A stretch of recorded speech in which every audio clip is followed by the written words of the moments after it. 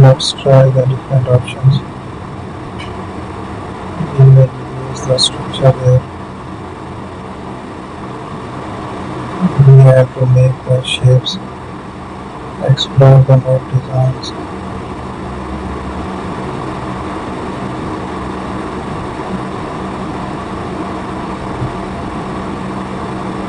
So these are the designs here.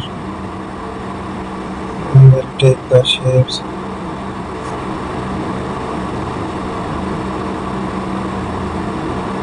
So add some further shapes.